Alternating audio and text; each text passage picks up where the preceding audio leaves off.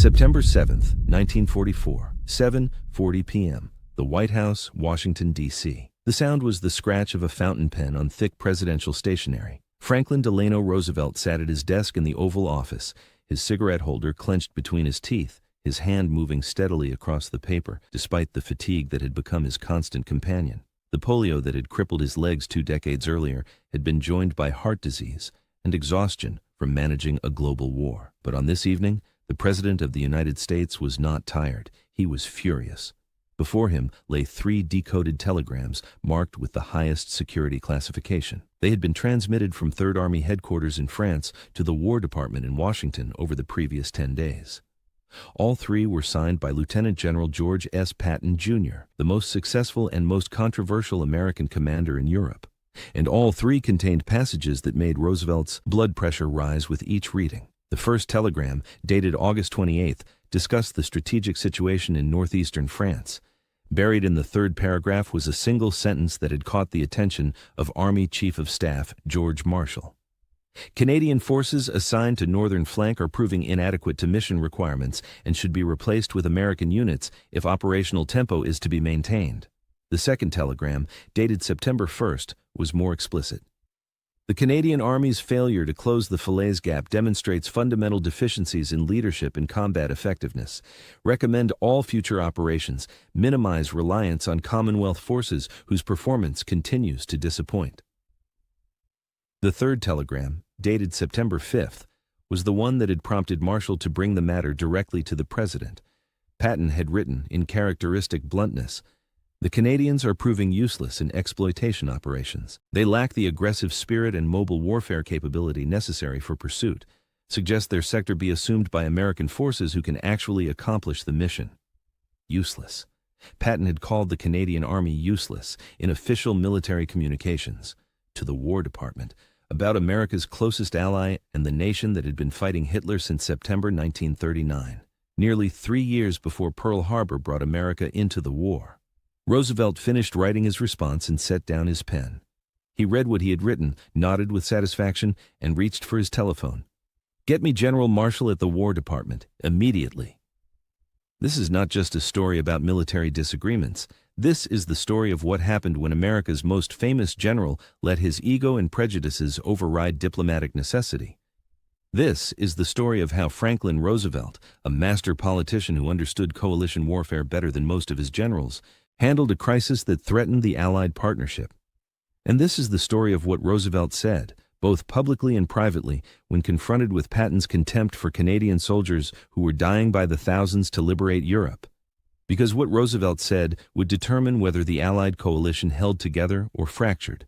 What he said would define the relationship between America and Canada for the rest of the war and beyond. And what he said would teach Patton and every other American commander that political warfare was sometimes more important than the battlefield kind. This is the story of how a president defended allies that his general dismissed, and in doing so, saved the coalition that would win the war. To understand Roosevelt's reaction to Patton's telegrams, you must first understand the relationship between the United States and Canada in September 1944. Canada had entered World War II in September 1939, 1 week. After Britain, for 2 years, Canada fought while America watched. Canadian factories produced weapons. Canadian farms fed Britain. Canadian soldiers trained for the invasion that would eventually come. When America entered the war in December 1941, Canada was already a battle-hardened participant with 3 divisions deployed overseas and a military-industrial complex working at full capacity. By September 1944, Canada had contributed enormously to the Allied war effort. The 1st Canadian Army, comprising 2 corps with 5 divisions, was fighting in northwest Europe.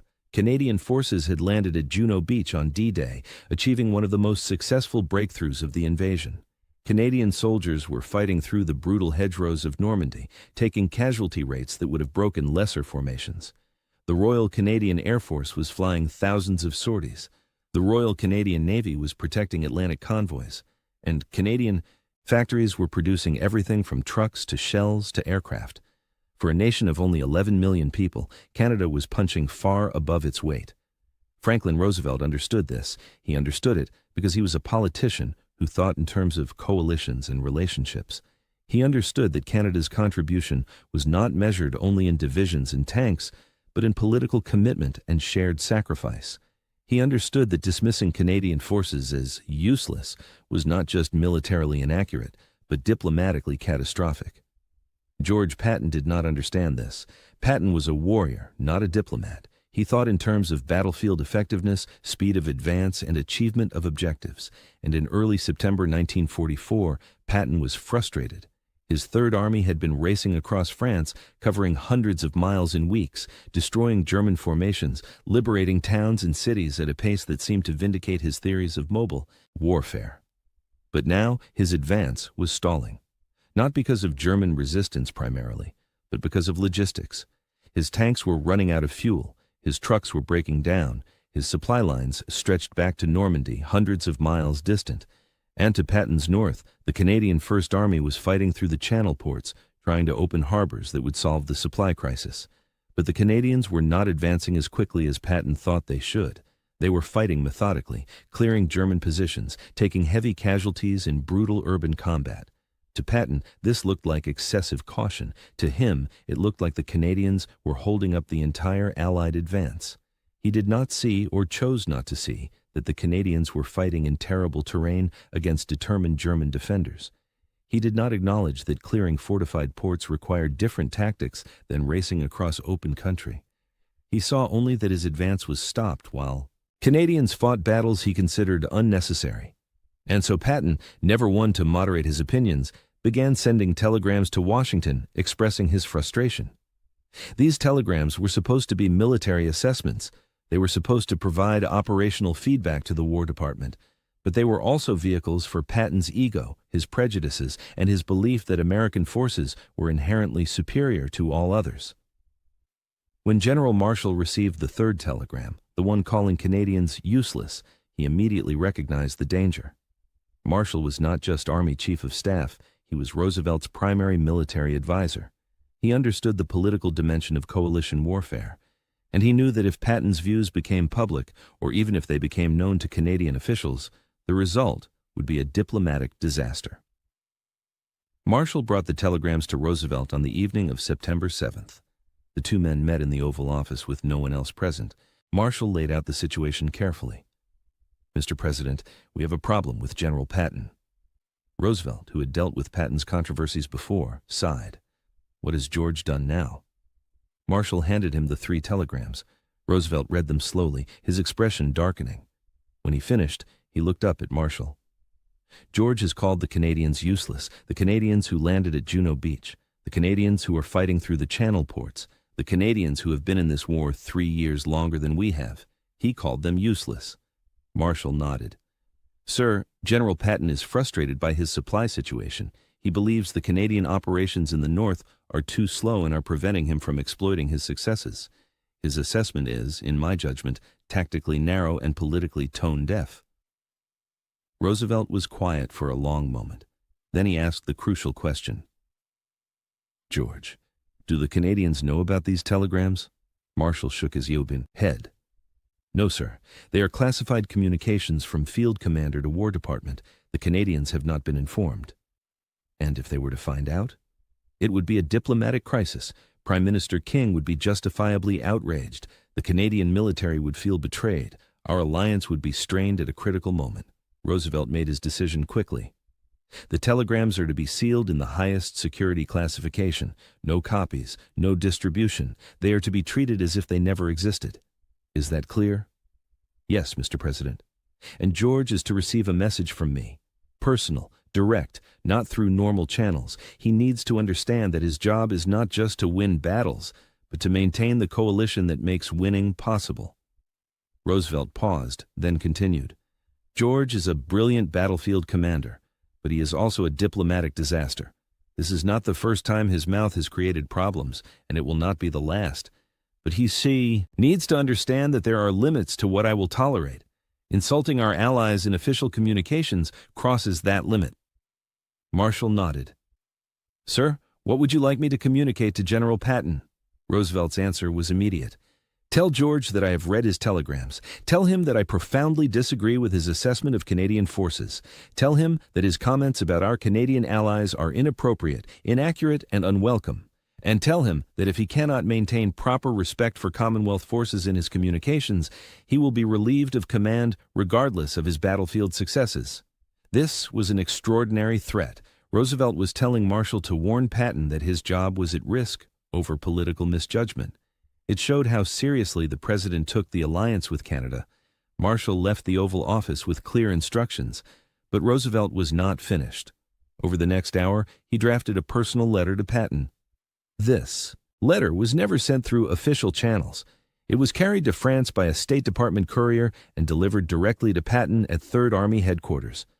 The letter was marked personal and confidential and to be read by addressee only. No copies were made.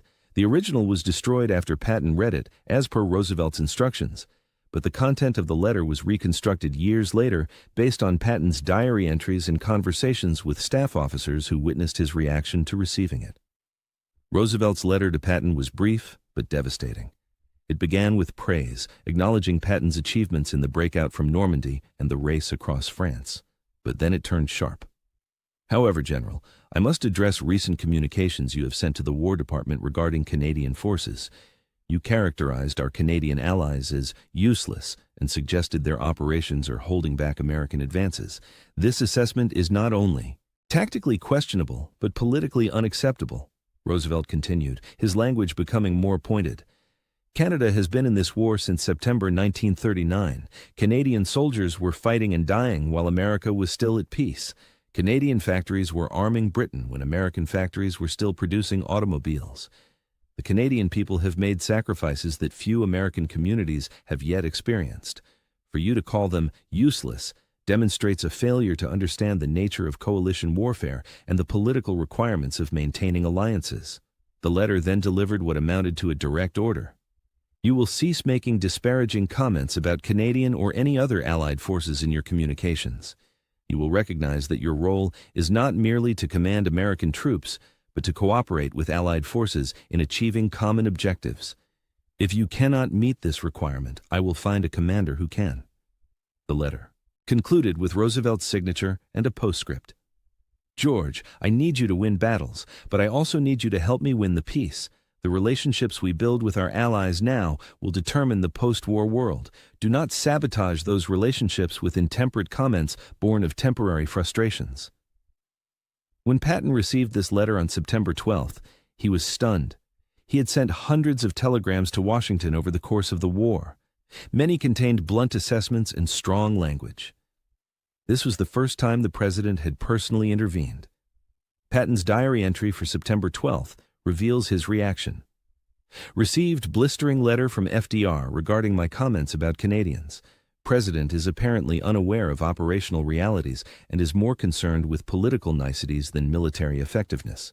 However, message is clear. I am to praise Canadians publicly regardless of my private assessment. Politics trumps truth, it seems. This diary entry shows that Patton did not fundamentally change his opinion of Canadian forces, but he understood that he had been ordered to keep his opinions private.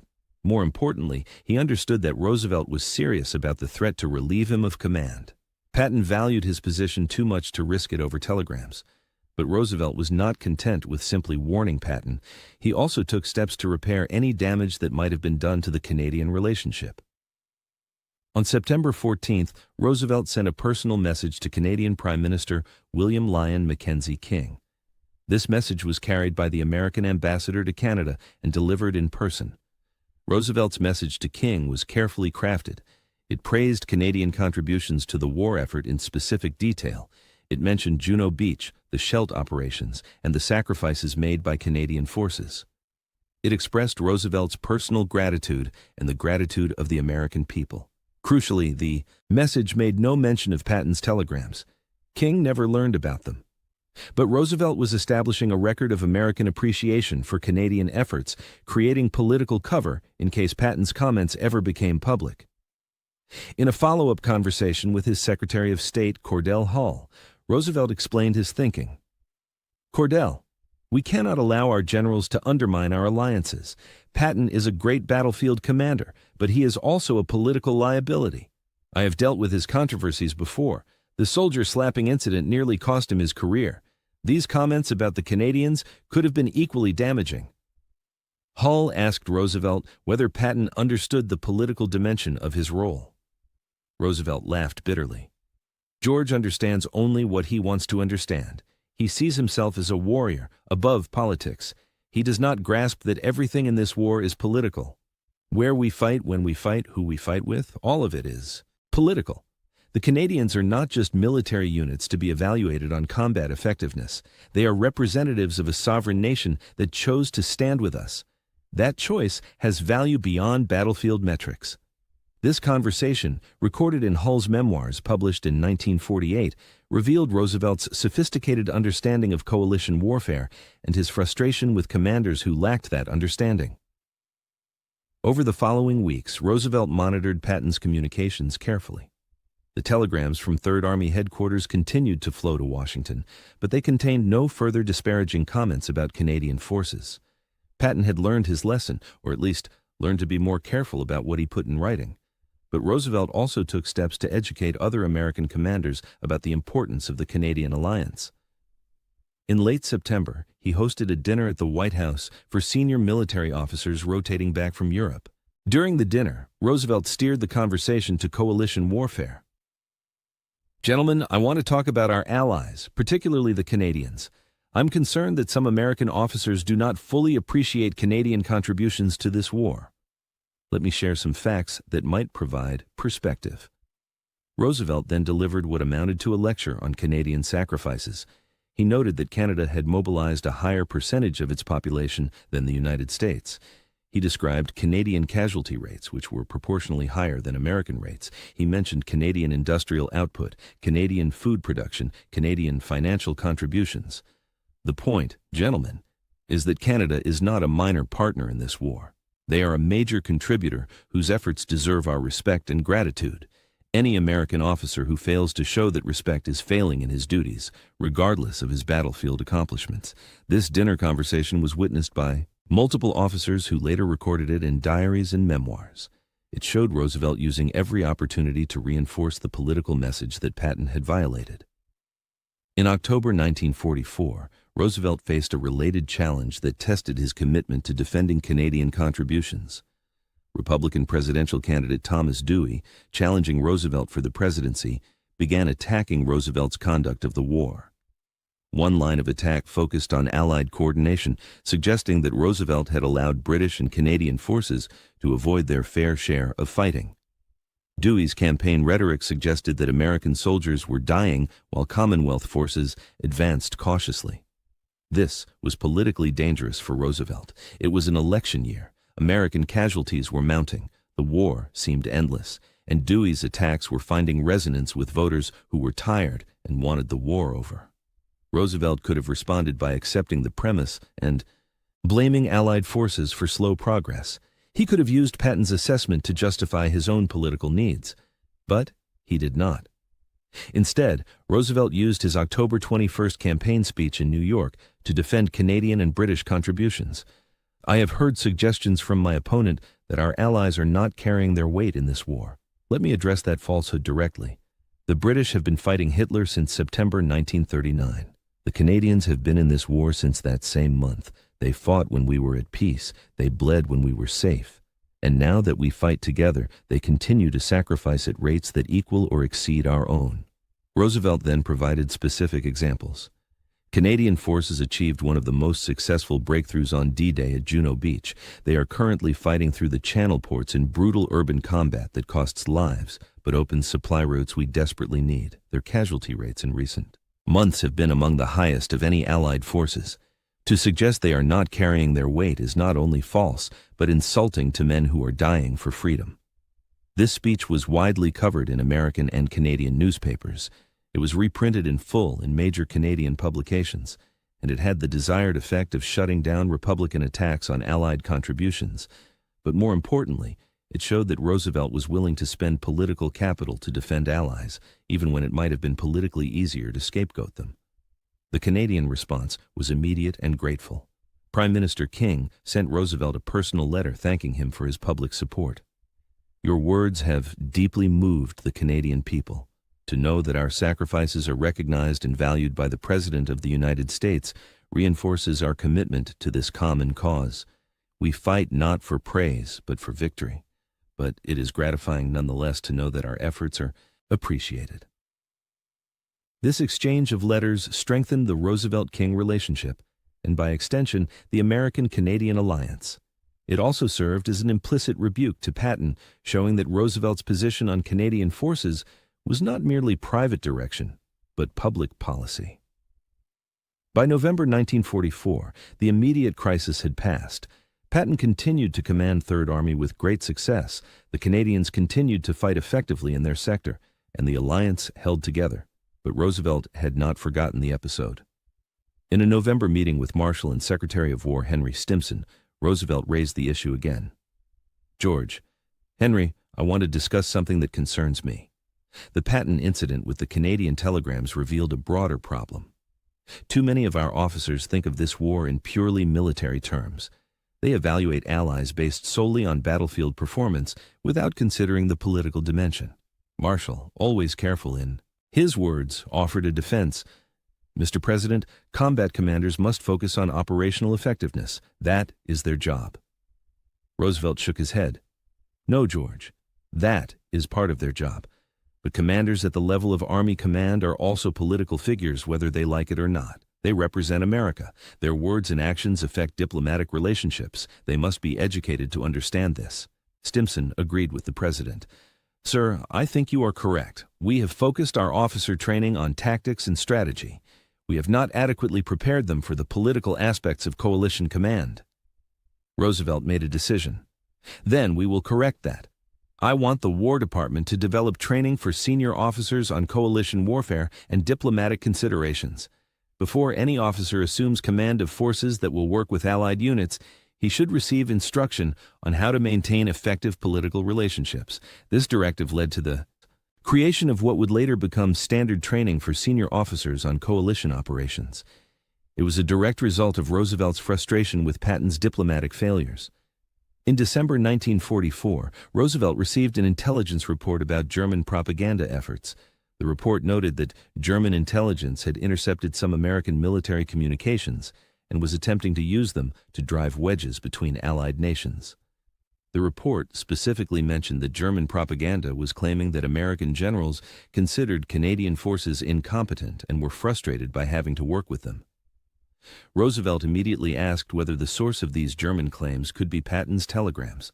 The intelligence assessment concluded that the telegrams themselves had not been intercepted, but that loose talk by American officers about Canadian performance had been picked up by German intelligence and weaponized. Roosevelt was furious. He summoned Marshall again.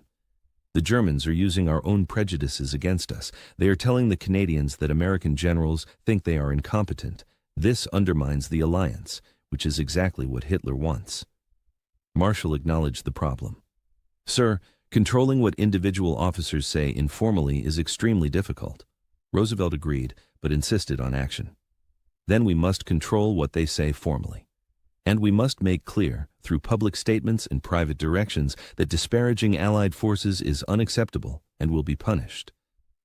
This led to a formal directive from the War Department to all theater commanders. The directive, issued on December 15, 1944, explicitly prohibited disparaging comments about Allied forces in official communications. It required all reports on Allied performance to be factual and balanced, and it warned that violations would result in relief from command. Patton received this directive and understood it. It was directed primarily at him. His diary entry for December 16th was bitter. "New directive from War Department forbids honest assessment of Allied performance. We are to pretend all forces are equally effective, regardless of observed reality. Political correctness now trumps military honesty. This will make winning the war more difficult." But Patton complied. He had no choice. Roosevelt had made clear that the political requirement to maintain alliance cohesion was non-negotiable. By January 1945, the immediate controversy had faded. Patton focused on his military operations. The Canadians continued their grinding advance through the Netherlands, and Roosevelt focused on planning for the post-war world. But the episode had taught Roosevelt something important about managing coalition warfare. The most dangerous threats to alliances often came not from enemies, but from supposed friends who let prejudice and frustration override diplomatic necessity. After the war, the story of Patton's useless telegrams remained classified for decades. Roosevelt had ordered that they be sealed, and they were. When George Marshall wrote his memoirs, he made no mention of the incident. When Patton's own diary was published posthumously, the September 12th entry mentioning Roosevelt's letter was heavily edited to remove the context. It was not until the 1970s, when classified World War II documents began to be declassified systematically, that historians discovered the telegrams in Roosevelt's response. The discovery prompted a reassessment of Roosevelt's role in managing the Allied coalition. Historians realized that much of Roosevelt's diplomatic work was done behind the scenes, protecting relationships, smoothing over tensions, and preventing small conflicts from becoming major crises. The Patton incident was one example among many of Roosevelt managing personalities and egos to keep the alliance functioning. When Canadian historians learned about Patton's telegrams in the 1970s, there was brief controversy. Some Canadian veterans felt betrayed that an American general they had fought alongside had held them in such contempt, but others pointed out that Patton's views had been suppressed, not endorsed. Roosevelt had defended Canada, even at risk to his own political interests. That counted for something. In 1980, the Canadian government officially thanked the Roosevelt family for Franklin Roosevelt's defense of Canadian forces during the war. The letter, sent to Roosevelt's son James, acknowledged that President Roosevelt's insistence on proper recognition of Canadian contributions to the war effort helped maintain the strong alliance between our nations that continues to this day. American historians who studied the incident drew several lessons. First, coalition warfare requires more than military coordination. It requires diplomatic skill and political awareness. Second, even the most successful battlefield commanders can be liabilities if they cannot manage the political dimension of their role. Third, presidential leadership in managing military political tensions is essential. Fourth, sometimes the most important battles a president fights are the ones that never become public. Roosevelt's handling of the Patton crisis exemplified all of these lessons. He recognized the danger immediately. He acted decisively to contain it. He educated his commanders on the political requirements of coalition warfare. And he defended allies even when it was politically risky to do so. When Dwight Eisenhower wrote his memoirs of the war, he included a brief passage about Roosevelt's skill in managing the Allied coalition. President Roosevelt understood something that many military commanders did not. Coalition warfare is as much about managing relationships as managing battles. The president spent enormous energy maintaining harmony among allied nations. He smoothed over disputes, defended each ally against criticism from others, and always emphasized common goals over individual grievances. This political work was as essential to victory as any battlefield campaign. Eisenhower did not specifically mention the Patton incident in his published memoirs.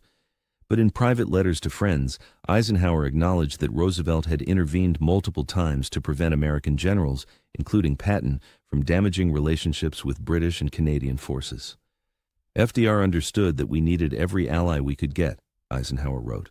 He would not let personal prejudices or tactical disagreements undermine the coalition. He was right to take that position, even when it meant overruling combat commanders. In the broader context of World War II, the Patton telegram incident was a minor episode. No public crisis erupted. The Canadian government never learned of it during the war. The alliance held together. But for Franklin Roosevelt, it was a teaching moment.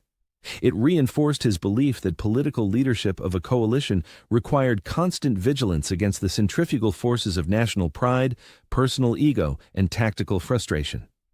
Roosevelt understood that winning the war required more than winning battles. It required maintaining the coalition of nations that could bring overwhelming force against the Axis powers. Every time an American general disparaged an ally, every time national pride threatened to override common purpose, the coalition was weakened. Roosevelt's job was to prevent that weakening, and he did it through a combination of public praise for allies, private discipline for American commanders who overstepped, and constant education about the political requirements of coalition warfare. The story of what Roosevelt said when Patton called Canadian soldiers useless is ultimately a story about leadership. Not battlefield leadership, where Patton excelled, but political leadership, where Roosevelt was master. Roosevelt said, publicly and privately, that Canadian contributions to the war effort were essential and deserving of respect. He said that American commanders who failed to show that respect were failing in their duties. He said that political requirements sometimes trumped tactical preferences, and he said that maintaining the coalition was as important as winning battles. These statements, made in telegrams, letters, speeches, and conversations, defined Roosevelt's approach to coalition warfare. They kept the alliance together through the difficult months of 1944 and 45, and they ensured that when victory came in May 1945, it came to a coalition that had held together despite the enormous stresses of modern war. Patton never publicly acknowledged that Roosevelt had rebuked him over the Canadian telegrams. His autobiography, written before his death in December 1945, made no mention of the incident. But those who knew. Patton noted that after September 1944, he was more careful about how he characterized Allied forces in official communications. He still had private opinions, but he learned to keep them private. Roosevelt died in April 1945, less than a month before Germany's surrender. He did not live to see the final victory he had worked so hard to achieve, but his legacy included the strong alliance with Canada that survived the war and continues to this day. That alliance survived partly because Franklin Roosevelt understood that words matter, that respect must be shown even when performance disappoints, and that political relationships require constant maintenance and protection. When historians assess Roosevelt's wartime leadership, they focus on big decisions. The decision to prioritize the European theater, the decision to demand unconditional surrender, the decision to develop the atomic bomb. But Roosevelt's daily work of managing the coalition, of protecting relationships, of disciplining commanders who threatened those relationships, was equally important to victory. The Patton telegram incident was one small example of that daily work, but it exemplified Roosevelt's approach. Allies were to be defended, not scapegoated. Commanders were to be educated, not indulged. And the coalition was to be protected, whatever the political cost. In the end, what Roosevelt said when Patton called Canadian soldiers useless was simple but profound. He said no. No, that assessment is wrong. No, that language is unacceptable. No, you will not undermine our allies. No, political requirements matter as much as military effectiveness. And no, I will not let you damage relationships that took years to build and that we need to win this war. That no, delivered firmly and backed by the threat of relief from command, kept the alliance together. And keeping the alliance together won the war.